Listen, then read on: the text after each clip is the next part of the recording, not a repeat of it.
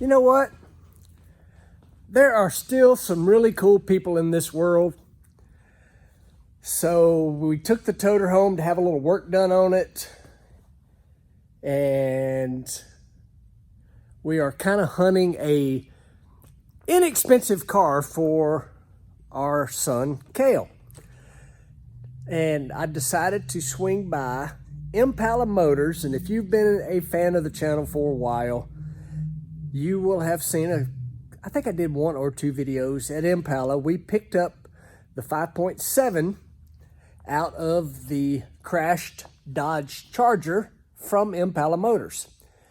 And anyway, I burned the motor up, Brent burned the motor up, whatever the case was, whatever happened to the motor in Baby D, I swing in there today on the way back from dropping the toter home off to check on a inexpensive hoopty for Kale. And so Mike, owner of the place there at Impala, we chit chat and he's like, man, there just ain't hardly no used cars right now, that sort of thing. And he's like, hey, how'd the motor do you got from me? And so that turned into a whole conversation of what happened. And we still don't really know. And I just told him, the motor's at Arrington Performance. They're waiting on parts. And he's like, man, I feel bad about it. I'm like, don't feel bad. It wasn't nothing you did, It was something that me and Brent did. I don't know what it was. And he's like, I really, really feel bad about it. And he's like, I feel like I want to help do something. I'm like, you ain't got to do anything. Long story short, y'all, sitting here in the back of my dirty dually, look at this thing. It was nasty outside today. In my dirty dually is a 2014 5.7 out of a police car. It says right there, 2014 Charger. So Mike told me, I have no idea how many miles are on it, but I can tell you that it runs. And at the very least, maybe it's a good block and crank and some pieces for you. And you're not leaving here until it's in the back of your truck. And I'm told him, no, I'll just wait. Arrington's do me a motor. He's like, don't care, feel bad. You're taking this motor with you. So thank you, Mike. And he's right, it's at the very least some parts and pieces that we can use, have them for down the road for the next time I burn one up. And I'm excited. I think I'm actually going to put this thing on the motor stand, see if it spins over, maybe do a leak down test, and who knows? A 5.7 out of a police car. Needs a washing, just like my truck. Let's get this thing on the motor stand, see what we got here. How cool is that, though? There are some good people left in this world. Guy didn't owe me a dime, didn't owe me nothing. I never even called him and told him we burned the motor up. And I got another motor. Let's go to work. Okay, got this freebie 5.7 hanging on the motor stand. Big moment here. So, as I was peeling the wiring harness off, getting it on the motor stand, I'm like, what do we do here? So the only thing we know that Mike down at Impala told us it come out of a 14 Charger, a police car, and no clue how many miles was on it. So,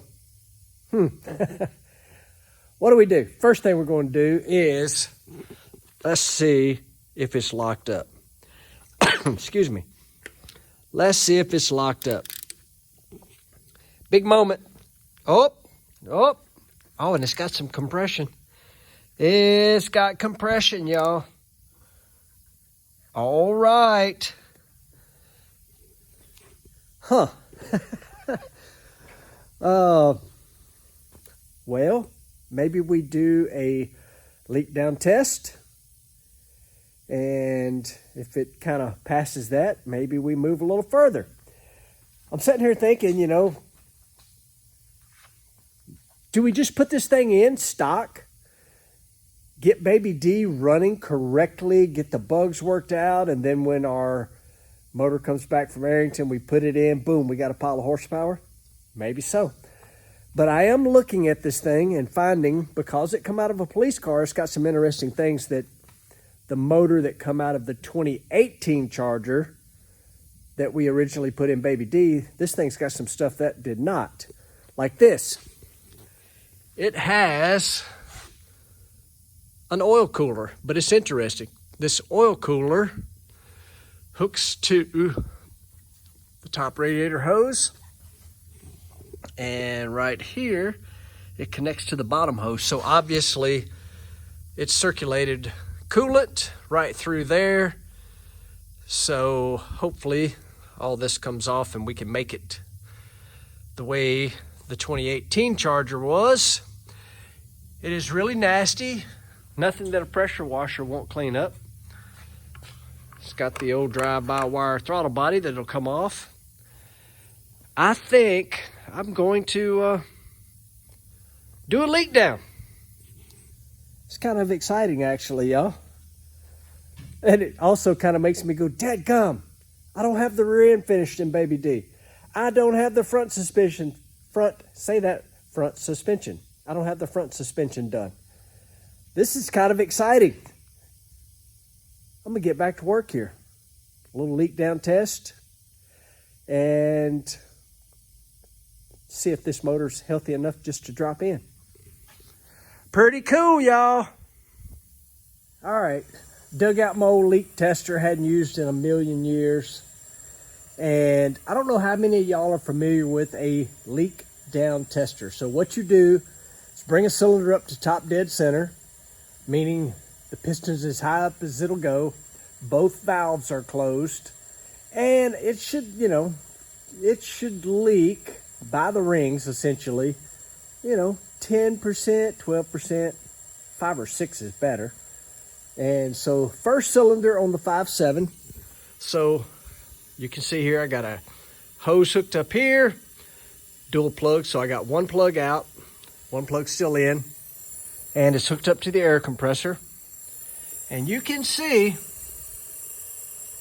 this thing is leaking 95%. So I don't know if y'all can hear this, but that's up the exhaust manifold. And I can feel, hopefully you can hear, there's some air leaking out. So first cylinder, that pretty much tells me that I probably should pull the cylinder heads off this thing. But what it could be is that valve has been resting in an open position and it's got some rust on it.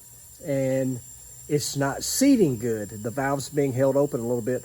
And it's really, really possible that if you started this thing, it would clear itself up. But it's a lot of work putting the motor in just to find that out. So air compressor naturally starts while I'm trying to tell you this. I'll come back. Okay, while the air compressor was finishing running there, I put the spark plug back in, number 8. I'm going to go ahead and check some of the others and see if maybe that's the case where the exhaust valve was open and that's why we could hear air coming out the exhaust manifold. I did not hear anything coming out the intake. I did roll the motor over a little bit while I had the air blowing in there from the leak down detector, and I could hear air start to come out. So I know the intake valve's sealed up. I'm gonna move on to number 6. Might as well keep checking them and see if we can determine the health of this engine. Okay, guys, number 6, 70%. Don't know if you can hear it. Same thing. Coming out the exhaust. We might be seeing a trend here, and it could be very well from sitting. We're going to keep going. Number 4, 70%. Leaking out the exhaust. Definitely a trend happening here. No, it's not a repeat. Number 2, Woo, 80%. Alrighty then. Pete and repeat, number 1. 70%. Number 3. Look at there, 50%. Leaking out the exhaust though. Hey, 1, 3, 5. We have a winner. Look at that. We got a good cylinder. That's 1 out of the 7 I've checked so far, which really makes me think maybe we should pull the heads off. 1 more to go. Last one, lucky number 7. Come on now, what's your guess? Tell me, what do you think? Everything else, 70, 70, 70, then 1, 3, 5 looks pretty good. What's your guess? Number 7. We have a winner. Lowest one so far. She's hanging in there about, I don't know, 6, 7%. All right, I am going to let the little mouse run on the wheel up here and figure out what I'm going to do.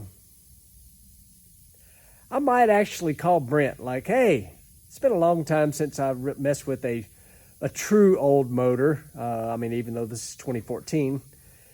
But it's obviously out of a police car. Don't know how many miles on it, but what we do know about police cars is they start and run them forever. Like, they may not, even if they don't have a lot of miles, they got a lot of hours because they just leave them running.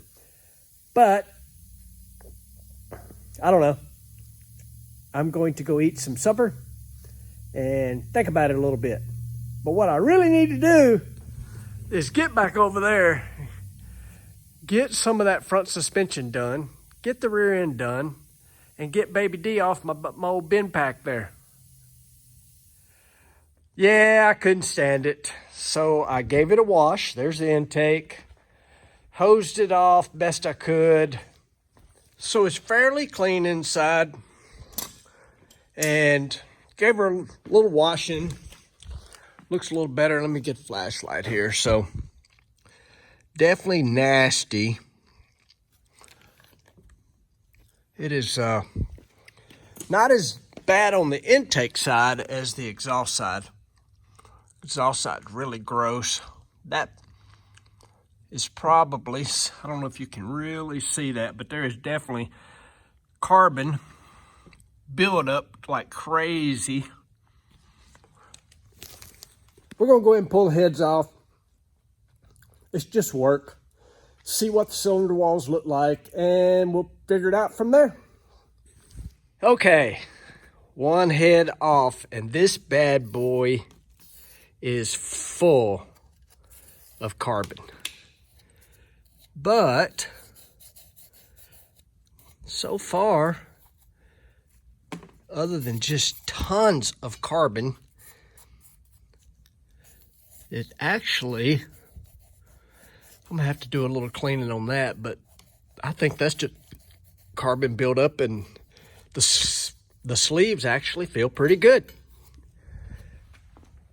Kind of the same story over here on the cylinder heads. Just gross carbon. Nasty. Nasty, nasty, nastiness. So I think we'll do a little cleanup and inspect the heads a little more. I'll be back. Ooh-wee. Gross and nasty, y'all. Look at the carbon buildup in this thing. I mean, look at this. Look. Look at that. Just freaking nasty. Holy moly. No wonder we were leaking 90%. That's unbelievably nasty. So we know this thing come out of a police car, and I'm going to guess that it idled a lot. The officer needed to stomp on that loud pedal and blow the soot out of this thing, because it's freaking nasty. Now we got to decide what we're going to do from here. Got the heads off. Have added to the mess of the toter home stuff. I've made a freaking mess over here. But I'm going to knock the oil pan off of it. I've got to figure out how to get this oil cooler off, which I will not use. And we'll continue digging and figuring out what we're going to do. I love working on motors, even though it's nasty. Love it. All right, y'all. Got the motor tore down to a short block. I actually washed the heads. I pressure washed them. And what I wanted to do was show y'all real quickly a quick, easy way to find out if you have leaks in your valves. So I am going to pour water in, let's see, 1, 3, 5, 7. Ba-boom. Poured a little water in there. I don't see nothing coming out. How about that? So we see nothing coming out around that valve. Let's move to number 3. Pour a little dab in there. Oh, look at that. That is a problem. Poured a little water in there, out she runs. Let's move to number 1. And, oh, there's a drip. There's a drip. Number 1, number 3, number 5, looks dry. Let's give number 7 a try. Pour a little water in there. And, how about that? I don't see nothing. That one's leaking. That one's leaking. Just a quick, simple boy. I'm not a boy. I'm old. Country boy method for checking for leaks. That's a simple, quick way to do it. Still could be carbon because I hadn't pulled the valves out, but nonetheless, they need to come out at the very minimum, cleaned up and lapped. I did get the ports cleaned up pretty good. I mean, they're just with some pretty strong soap. Hey, for what I paid for this motor, I'm not griping. All right, here's something that wanted to try just to give it a go. Hammer and the valve that's leaking so bad.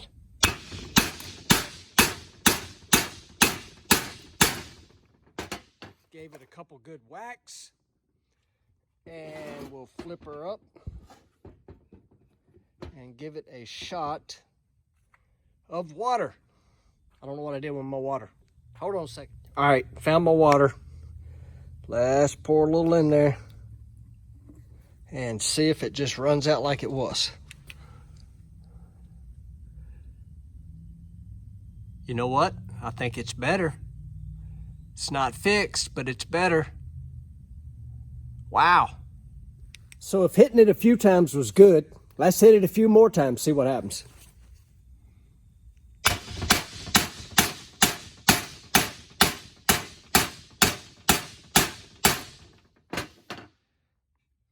Just gotta love hammering on a cylinder head, right? All right, flip it up. This time I'm going to actually dry that off. Take a look at it, looks good. Pour a little water. See what happens. There's the water in there. Huh, how about that? Carbon buildup. I'm impressed. All right, let's move to the next one.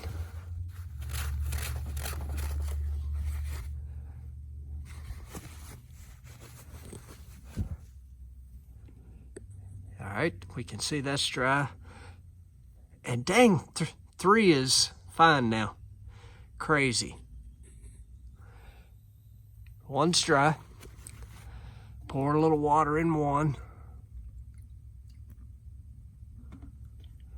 And you can see it running. Let's hammer on 1. Get the old hammer, give her a few pow-pows.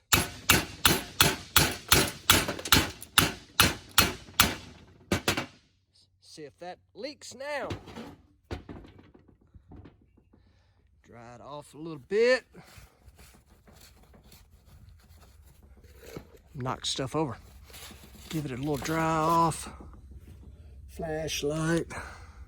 Looks nice and dry. And get the water.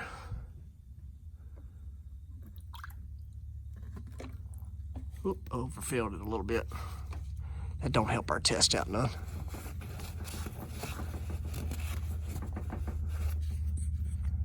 And no leak.